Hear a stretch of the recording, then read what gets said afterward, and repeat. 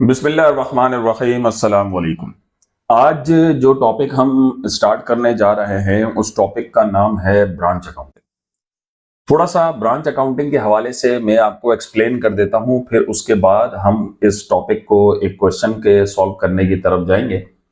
सबसे पहली चीज, ब्रांच अकाउंटिंग के अंदर आपके पास कि हम एक बिजनेस को ब्रांच की जरूरत क्यों पेश आती है और एक बिजनेस ब्रांच जो ओपन करता है वो ब्रांच ओपन क्यों करता है और कहां करता है। सबसे पहली चीज, जब हमारे बिजनेस कस्टमर्स के नजरिए से बहुत ज्यादा फैल जाता है तो उस सिचुएशन के अंदर हमें अपने पास एक न्यू ब्रांच ओपनिंग करने की नीड पेश आती है। उस ब्रांच की ओपनिंग करते हुए हमें फिर ये डिसाइड करना होता है कि हम अपनी ब्रांच उस शहर में या उस इलाके में ओपन करें जहां से हमारे कस्टमर्स के कांटेक्ट या हमारे कस्टमर्स का लिंक ज्यादा बनता हो हमारे साथ, या जहां से हमें कस्टमर ज्यादा मिलते हो। तो हम उस इलाके के अंदर जो है ब्रांच का कॉन्सेप्ट जो है ब्रांच अपनी वहां ओपन करते हैं। अब जब हम ब्रांच ओपन करते हैं तो ब्रांच की फिर हमारे पास दो किस्म की काइंड्स होती है। या तो हमारे पास जो ब्रांच होती है वो डिपेंडेंट ब्रांच होती है और दूसरी किस्म हमारे पास ब्रांच की होती है इंडिपेंडेंट ब्रांच की।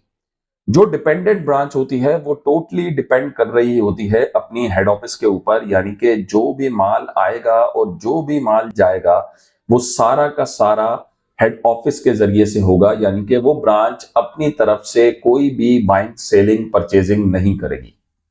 ये ब्रांच की किस्म आपके पास कहलाई जाती है डिपेंडेंट ब्रांच। इंडिपेंडेंट ब्रांच जो होती है वो दोनों तरीके से ट्रेड कर सकती है, यानी कि वो डिपेंडेंट ब्रांच सिर्फ सेल करेगी, उसमें बाइंग जो होगी वो अपनी तरफ से नहीं कर सकती। लेकिन जो इंडिपेंडेंट ब्रांच होगी वो खुद से मार्केट से बाइंग भी कर सकती है और हेड ऑफिस से आया हुआ माल परचेज भी कर सकती है और इसी तरीके से वो दोनों माल को जो है वो बेच सकती है। तो यहां पे हमारे पास ये छोटा सा इंट्रोडक्शन था ब्रांच अकाउंटिंग के हवाले से। अब ब्रांच अकाउंटिंग में आपके स्क्रीन के ऊपर एक ये क्वेश्चन भी आप लोगों को नजर आ रहा होगा जिसमें जाहिद लिमिटेड है जो कुछ इंफॉर्मेशन हमें प्रोवाइड कर रहा है। Provides the following information regarding transaction with his branch at Lahore. अब हमारे पास कुछ ब्रांच के कुछ चीजें बेचने की कहानी होती है। Goods send to branch at invoice price 2 lakh. जनवरी में 2 लाख का माल बेचा है, फिर फरवरी में 1,50,000 की गुड्स सेंड की हैं और मार्च में 3,50,000 के गुड्स जो है वो सेंड किए। और गुड्स रिटर्न बाय ब्रांच जो इनवॉइस प्राइस पे किए हैं, फरवरी में 30,000 के गुड्स रिटर्न किए हैं, मार्च में 10,000 के किए हैं और अनसोल्ड गुड्स जो ब्रांच के हैं वो 31 मार्च यानी कि 3 मंथ्स का हमारे पास यहाँ पे ड्यूरेशन मौजूद है। एक क्वार्टर का 1,30,000 हमारे पास एंडिंग माल बचा हुआ है। Zaid limited send goods to branch at 20% above cost. हमेशा एक बात को याद रखिएगा, अब वो ब्रांच चाहे डिपेंडेंट ब्रांच हो या इंडिपेंडेंट ब्रांच हो, वो गुड्स जब भी अपने ब्रांच को हेड ऑफिस जो है वो सेल करती है, यानी कि सेंड करती है, नॉट सेल करती है, सेंड करती है, तो वो कभी भी उसे उसकी एक्चुअल कॉस्ट या रियल कॉस्ट नहीं बताती। वो हमेशा उसे उसकी 20% अबव करके जो है वो वैल्यू बताती है, ताकि अगर ब्रांच कम से कम भी उसे अगर कॉस्ट प्राइस पे बेचने की नौबत आ जाए तो हेड ऑफिस को लाजमी प्रॉफिट हो। फॉर एग्जांपल, अगर मैं 1 लाख का माल हेड ऑफिस को मैंने 1 लाख का परचेज किया है और हेड ऑफिस ब्रांच को बता रही है कि 1,20,000 इसकी कॉस्ट है, तो ब्रांच 1,20,000 से नीचे उसे नहीं बेचेगा। पहले तो 1,20,000 से हमेशा कोशिश करेगी ब्रांच के ऊपर बेचे, क्योंकि वो कहेगी कि प्रॉफिट नहीं होगा तो बिजनेस कैसे करेंगे। तो उस सिचुएशन में अगर वो कम से कम भी कोई आउटडेटेड माल हो जाता है या कोई ऐसा माल हो जाता है जो आउट ऑफ फैशन हो जाता है, तो उस सिचुएशन में भी ब्रांच जब भी गुड्स सेल करेगी तो वो 1,20,000 में ही करेगी, उससे 1 रुपया नीचे नहीं करेगी, लॉस नहीं करेगी, कॉस्ट प्राइस पे लाजमी बेचेगी उसके मुताबिक। तो अगर वो कॉस्ट प्राइस में बेचेगी तो हमारे ब्रांच के एक्सपेंसेस जो हमने किए हैं वो कैसे कवर होंगे, तो इस वजह से हम हमेशा ओवर करके वैल्यू बताई जाती है। अब इस सिचुएशन के अंदर आपके पास जब भी ब्रांच के अंदर जब वो गुड्स सेंड की जाती हैं तो 20%, 25%, 30% ऊपर करके बेची जाती है, ताकि हेड ऑफिस को लाजमी अपने एक्सपेंसेस रिकवरी करने के लिए, कॉस्ट के लिए जो है वो लाजमी वैल्यू पता लगे। अब इस सवाल को हम इसके पहले तो सिर्फ जर्नल की एंट्रीज की तरफ जाएंगे, लेकिन उस जर्नल की एंट्रीज से पहले हम यहाँ पे आपको कुछ उसकी कैलकुलेशंस पहले शो करेंगे, उसके बाद जर्नल जो है वो शो करेंगे। अब वो जो कैलकुलेशंस आपको शो होंगी वो सारी की सारी आपने स्क्रीनशॉट क्वेश्चन का ले लिया होगा शुरू के अंदर। उस क्वेश्चन के अंदर आपके पास हमारे पास जितने भी हमने गुड्स सेंड की हैं और जो गुड्स रिसीव की हैं उसमें यानी कि रिटर्न की हैं ब्रांच ने, वो सारी की सारी कैलकुलेशन जो है वो हमें करनी होगी। अब हम यहां पर इस क्वेश्चन के अंदर जो हम एंट्रीज बना रहे हैं वो एंट्रीज हम सिर्फ और सिर्फ हेड ऑफिस की बना रहे हैं, इसमें हम ब्रांच की कॉन्सेप्ट की एंट्रीज नहीं बना रहे, वो नेक्स्ट क्वेश्चन के अंदर बनाएंगे। तो हमारे पास जब हम पहली चीज फाइंड आउट करते हैं that is called over valuation. अब जब हम ओवर वैल्यूएशन फाइंड आउट करते हैं तो ओवर वैल्यूएशन फाइंड आउट करने के लिए हमारे पास एक फॉर्मूला होता है, उस फॉर्मूले को हम यूज करते हैं ओवर वैल्यूएशन फाइंड आउट करने के लिए। तो वो फॉर्मूला मैं आपको यहां पर बता रहा हूं। Over valuation is equal to cost price, जो भी वैल्यू होगी, multiply by percent of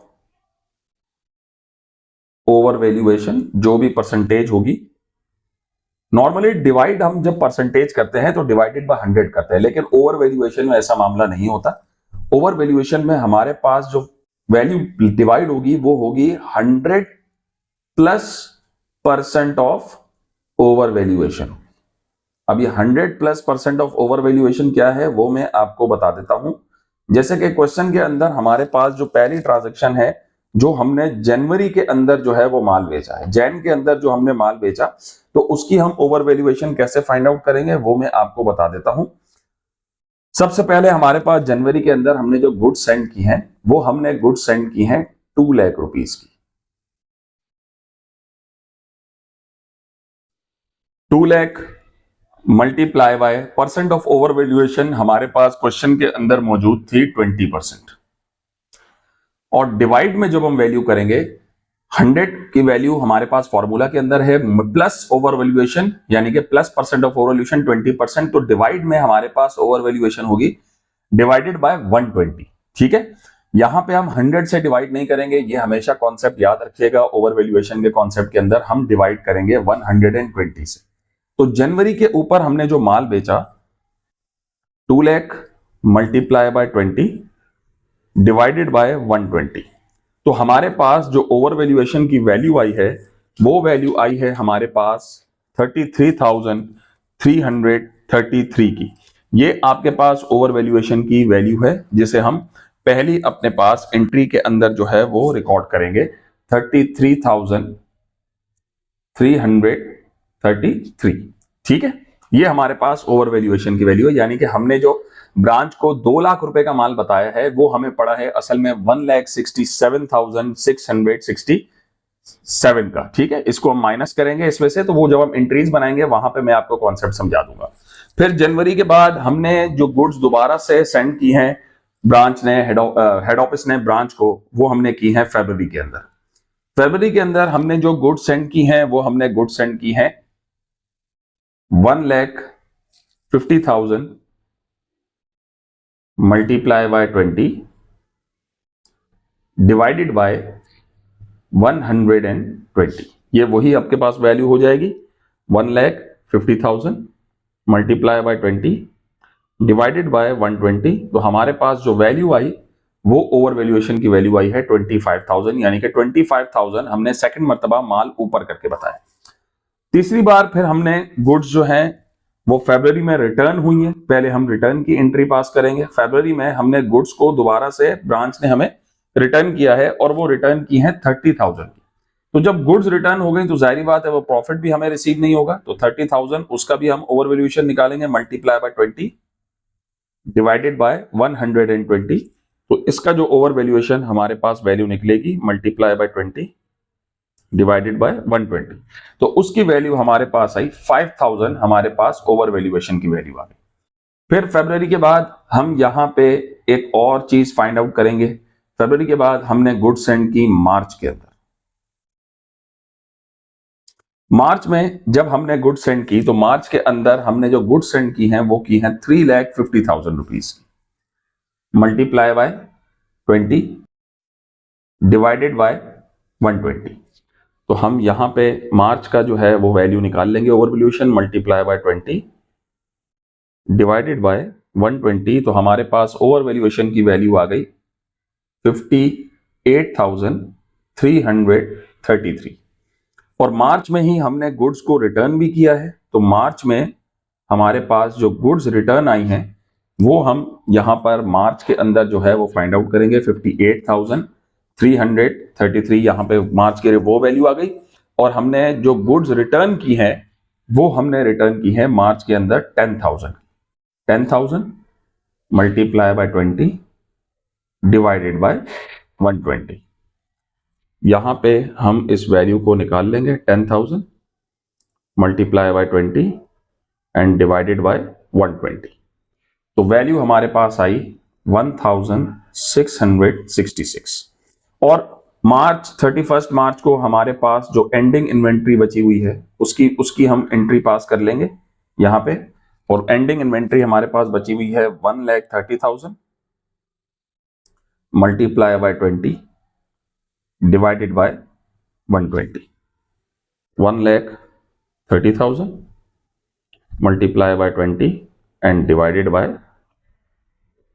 120। 1,30,000 multiply by 20 divided by 120। तो हमारे पास वैल्यू आ गई 21,666। ये हमारे पास जो है टोटल वैल्यूज आ गई। अब इन टोटल वैल्यूज को हमने एक टेबल के अंदर शो करना है। वो टेबल पहले मैं आप लोगों को दिखाऊंगा, उसके बाद हम यहां से एंट्रीज की जानिब जाएंगे। सबसे पहले वो टेबल मैं आप लोगों को शो करवाता हूं, उस टेबल को आप जरा प्रॉपर तरीके से देख लीजिए।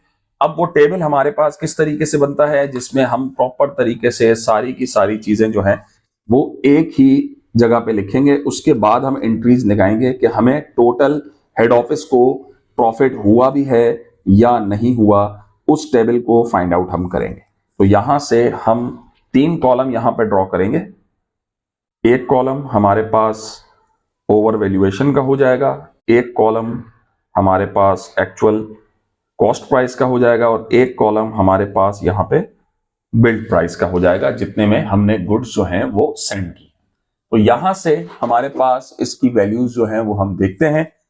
सबसे पहले यहां पे आपके पास पर्टिकुलर्स आ जाएंगे।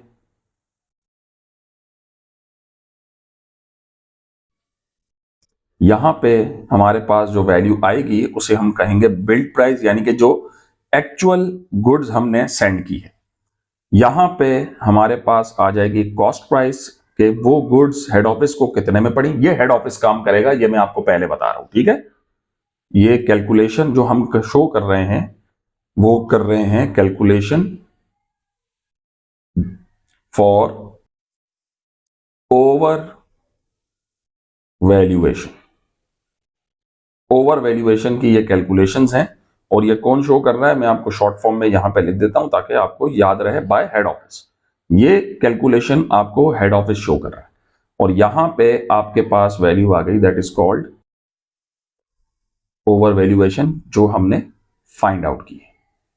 तो जो वैल्यूज हमारे पास मौजूद है वहां पे हम वो यहां पे हम पुट करेंगे। तो उन वैल्यूज को जो हम पुट करेंगे वो बिल्कुल उसी तरीके से करेंगे जिस तरीके से गुड्स हमने परचेज और सेंड और रिटर्न हुए हैं हमें। तो सबसे पहले हमारे पास पहली ट्रांजैक्शन आ गई जनवरी के अंदर की, तो हम वहां पे जनवरी में हमने गुड्स सेंड की थी। गुड्स सेंड जो हमने की थी उसकी जो एक्चुअल प्राइस थी वो वैल्यू थी 2 लाख, और हमें जो ओवर वैल्यूएशन उस पे हुआ है वो हुआ है 33,333 का। ये हमें ओवर वैल्यूएशन हुआ। तो जो ओवर वैल्यूएशन था वो हम उसमें से जब हम माइनस कर देंगे 2 लाख में से, 2 लाख माइनस 33,333, तो हमारे पास जो रिमेनिंग वैल्यू बचेगी वो हमारी होगी कॉस्ट प्राइस की वैल्यू 1,66,667। इसी में हम ऐड करेंगे एडिशनल गुड्स जो हमने मजीद सेंड किए, ठीक है। वो यहां पे हम लिख देंगे गुड सेंड इन फरवरी, ठीक है। आप यहाँ पे लिख सकते हैं ब्रैकेट के अंदर जनवरी में जो हमने पहली बार गुड्स सेंड किए, डेट होगी तो पीछे लिख लेंगे जिस तरीके से आप करना चाहें। और फरवरी में हमने जो गुड्स सेंड की थी, वो गुड्स हमने सेंड की थी जिसकी बिल्ड प्राइस थी 1,50,000, ठीक है। क्वेश्चन के अंदर बिल्ड प्राइस की बात लिखी हुई है, या इनवॉइस प्राइस भी आप उसे कह सकते हैं। और उस पे जो ओवर वैल्यूएशन था, वो ओवर वैल्यूएशन था हमारे पास 25,000, उस पे ओवर वैल्यूएशन था जो हमें प्रॉफिट हुआ, और हम 150 में से 25 माइनस कर दिए तो कॉस्ट प्राइस हमारे पास आ गई 1,25,000। तो जब हमने बिल्ड प्राइस ओवर वैल्यूएशन जो दोनों का प्लस कर दिया, तो हमारे पास जो वैल्यू आ गई वो आ गई 58,333 दो मरतबा में। फिर फरवरी में हमें रिटर्न किए थे हमने गुड्स हमें रिटर्न मिले थे हेड ऑफिस को ब्रांच की तरफ से, वो हम यहां पे लिख देंगे गुड्स रिटर्न। वो किस महीने में हुए थे, वो फेब में हमें रिटर्न हुए थे, तो हम यहां पे फेब लिख देंगे। और जो गुड्स रिटर्न हमें हुए थे वो हुए थे 30,000। इन्हें टोटल करने की जरूरत नहीं है हमें, क्योंकि हमें बेसिकली ओवर वैल्यूएशन को फाइंड आउट करना है। तो यहां पे आप ब्रैकेट चाहें तो डाल दें, टोटल कर लें, जरूरत नहीं है वैसे उन्हें, इसकी जरूरत नहीं होगी। और 30,000 उस पे 5,000 ओवर वैल्यूएशन था, वो हमने इसमें से माइनस कर दिया, तो 25,000 उसकी कॉस्ट बन रही थी जो हमें माल वापस मिल गया। तो हमने इसे टोटल कर दिया। 58,000 में से हमने जब 5,000 माइनस कर दिए तो हमारे पास वैल्यू आ गई 53,333। फिर इसमें हम ऐड कर देंगे जो हमने गुड्स सेंड की हैं, गुड्स सेंड जो हमने मार्च के महीने में की हैं। मार्च के महीने में हमने गुड्स सेंड की हैं 3,50,000 की, 3,50,000 की हमने गुड्स सेंड की हैं। और हमें जो इस पे ओवर वैल्यूएशन हुआ है वो हुआ है 58,333। और जब हम इसमें से ये कॉस्ट माइनस कर देंगे 3,50,000 माइनस 58,333, तो हमारे पास वैल्यू आ जाएगी 2,91,667। और इसी में से जब हम टोटल करेंगे इसे 53,333 प्लस 58,333, तो हमारे पास वैल्यू आ जाएगी 1,11,666। ठीक हो गया। उसके बाद फिर हम यहां से माइनस करेंगे जो गुड्स हमें मार्च के महीने में रिटर्न हुए थे, गुड्स सेंट। यहां पे हम गुड्स रिटर्न जो है वो माइनस कर देंगे जो मार्च के महीने में गुड्स रिटर्न, यहां हम माइनस कर देंगे जो मार्च में हमने रिटर्न किए हैं। तो वो इस तरीके से हमारे पास वैल्यू बनेगी 10,000 के गुड्स हमें जो है वो मार्च में रिटर्न हुए हैं 10,000 रुपीज। और जो हमें इस पे ओवर वैल्यूएशन मिली है वो मिली है हमें 1,666 की ओवर वैल्यूएशन थी, वो हमने माइनस कर दी। तो यहां पे हमारे पास टोटल वैल्यू बन जाएगी 1,10,000 कंप्लीट वैल्यू। ठीक है, यहां पे आपके पास ये कंप्लीट वैल्यू यहां पे बन जाएगी 1,10,000 रुपीज की। और उसके बाद अगर हम यहां पे इसकी वैल्यू भी हमने माइनस करके लिखनी होगी। 10,000 हमारे पास जो रिटर्न किए गुड्स उसमें से हम माइनस कर देंगे 1,666, तो हमारे पास वैल्यू आ जाएगी 8,334। ये हमारी रिटर्न की वैल्यू थी। लास्ट बट नॉट लीस्ट इसमें से हम मजीद लेस कर देंगे जो हमारे पास एंडिंग इन्वेंट्री बची। जो एंडिंग इन्वेंट्री हमारे पास बचेगी वो हम इसमें से माइनस कर देंगे, जिसकी कैलकुलेशन हमने पहले बना ली थी। एंडिंग इन्वेंट्री हमने यहां से माइनस कर दी। एंडिंग इन्वेंट्री की वैल्यू थी हमारे पास 1,30,000 की, और उस पे जो ओवर वैल्यूएशन था हमारे पास वो था 21,666। वो वैल्यू माइनस हो जाएगी क्योंकि अभी तक बिकी नहीं है, तो जाहिर सी बात है हम उसे फाइंड आउट, हम उसे अपने इस क्वार्टर के प्रॉफिट के अंदर शामिल नहीं करेंगे। 130 माइनस 21,666, तो हमारे पास इसकी कॉस्ट प्राइस बनी 1,08,334। ये भी माइनस होगी यहां से, और जो हम फाइनल वैल्यू लिखेंगे ओवर वैल्यूएशन हमें कितना हुआ 1,10,000 माइनस 21,666, तो टोटल ओवर वैल्यूएशन हमारे पास आ रहा है 88,334 का। ये हमारे पास टोटल ओवर वैल्यूएशन की वैल्यू आ गई। अब उसके बाद कैलकुलेशंस के बाद हम आएंगे जर्नल की जाने। तो हमारे पास जो कंपनी है उसका नाम हमने पहले लिख दिया जाहिर लिमिटेड, और ये जो हम बना रहे हैं ये है हेड ऑफिस। तो यहां पे लिखना जरूरी है कि आप किसकी एंट्रीज बना रहे हैं, तो मैंने यहां पे मेंशन कर दिया हेड ऑफिस का। और हम हेड ऑफिस का क्या बना रहे हैं, हम हेड ऑफिस का बना रहे हैं दैट इज जनरल जर्नल। ये आपके पास बन गया। उसके बाद हम कैलकुलेशन सारी करने के बाद फिर एंट्रीज आपको जो है वो बनाना आसान हो जाएंगी। Date, particulars, posting reference, debit and credit. बहुत सारे स्टूडेंट्स डेबिट एंड क्रेडिट के अंदर पोस्टिंग रेफरेंस का अकाउंट नहीं बनाते पेपर में जल्दी में, जिसकी वजह से उनके मार्क्स बहुत ज्यादा जो है वो डिडक्ट हो जाते हैं, और उन्हें समझ नहीं आता कि हम पूरा पेपर करके आए थे फिर मार्क्स क्यों डिडक्ट हो गए हमारे। तो इस चीज का, इन चीजों का बहुत ज्यादा ख्याल रखा करें। सबसे पहले हम एंट्री बना रहे हैं, हमने यहाँ पे डेट के अंदर चूंकि हमारे पास मंथ्स के बने तो हमने जनवरी की ट्रांजेक्शन बनाई, और जनवरी की ट्रांजेक्शन जो आपने कैलकुलेशन की है ओवर वैल्यूएशन की उसी के हवाले से बनाएंगे। सबसे पहले हमने जब लाहौर ब्रांच को, हमारे पास लाहौर ब्रांच थी, लाहौर ब्रांच को जब हम गुड सेंड कर रहे हैं तो गुड सेंड करते हुए हमने उनसे पैसे रिसीव करने हैं, तो लाहौर ब्रांच यहाँ पे डेबिट होगी, और यहाँ पे इसका कॉन्सेप्ट होगा अकाउंट रिसीवेबल के नाम से। यहाँ पे हमारे पास लाहौर ब्रांच हमने इसे डेबिट कर दिया, जितने की हमने गुड्स बेची थी उतने पैसे हमने उनसे लेने, 2 लाख से लाहौर ब्रांच डेबिट, और इस पे हमें जो प्रॉफिट था वो प्रॉफिट हम यहां पे क्रेडिट करेंगे, और उस प्रॉफिट को हम रिकॉर्ड करेंगे अलाउंस फॉर ओवर वैल्यूएशन के नाम से। ये प्रॉफिट आपके पास क्रेडिट हो गया, इतना प्रॉफिट हुआ था हमें, और प्रॉफिट हमें हुआ था पहली गुड्स बेचते हुए 33,333 का। और एक और चीज हम क्रेडिट करेंगे, जो एक्चुअल मर्चेंडाइज हमने सेंड की, ठीक है, मर्चेंडाइज यहां पे आप कर सकते हैं, या आप यहां पे गुड्स सेंड टू ब्रांच भी लिख सकते हैं, आप कोई भी चीज यहां पे लिख सकते हैं, ठीक है। मैंने यहां पे मर्चेंडाइज सेंट लिख दिया, ठीक है।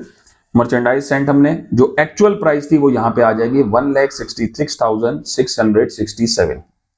और उसके बाद लाजमी मैं आपको सिर्फ एक ही ट्रांजेक्शन के अंदर नरेशन लिख के दिखाऊंगा, वरना वीडियो बहुत ज्यादा लंबी हो जाएगी। नरेशन लाजमी लिखेंगे आप, सिर्फ यहां पे लिख दीजिए goods sent to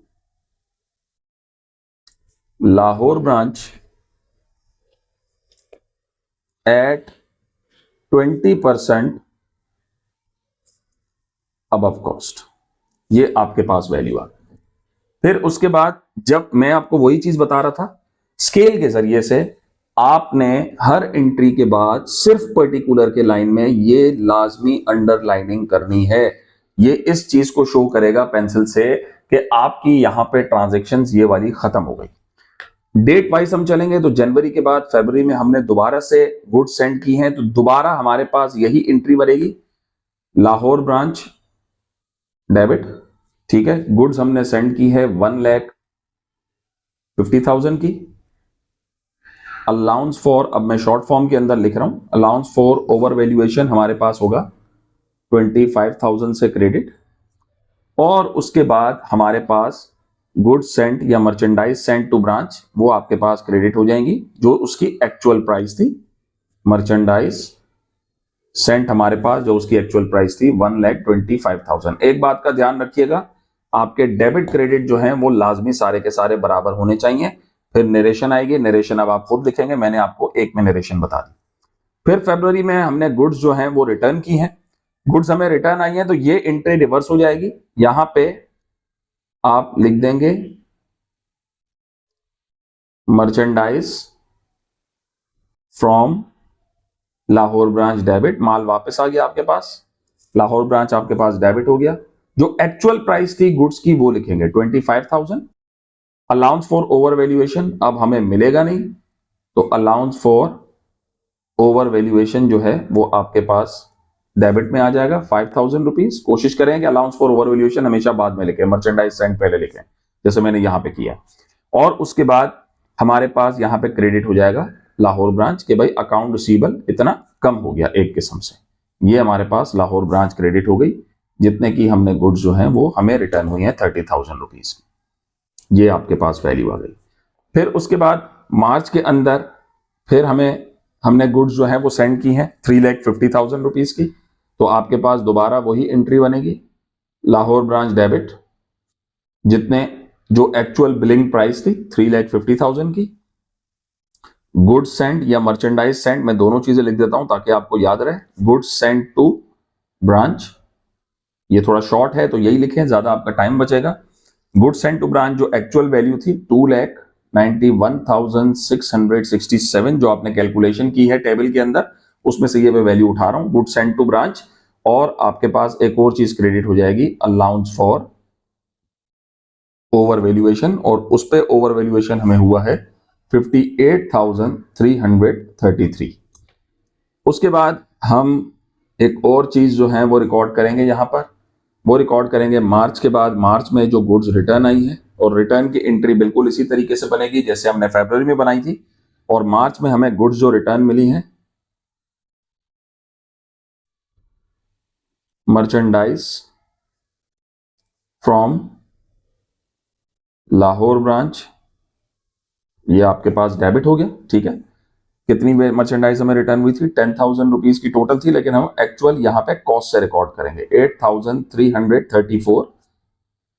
over valuation हमें नहीं मिलेगा क्योंकि माल वापस आ गया तो वो बिकेगा ही नहीं, तो प्रॉफिट कैसे होगा। उस पर हमें प्रॉफिट था 1,666 का, और लाहौर ब्रांच यहां पे हमारे पास हो गई क्रेडिट। ये आपके पास यहां पे रिकॉर्ड हो जाएगी टोटल 10,000 रुपीज। ये सब सारी एंट्रीज बनाने के बाद फिर आप यहां पर एक चीज का ख्याल, आखिरी एंट्री बनाएंगे जो हमारा ओवर वैल्यूएशन हुआ था 88,334 का।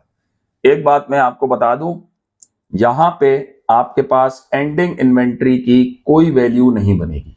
एंडिंग इन्वेंट्री की किसी किस्म की कोई वैल्यू नहीं होगी। आप यहां पे आखिरी एंट्री जो है वो यहां पर रिकॉर्ड करेंगे।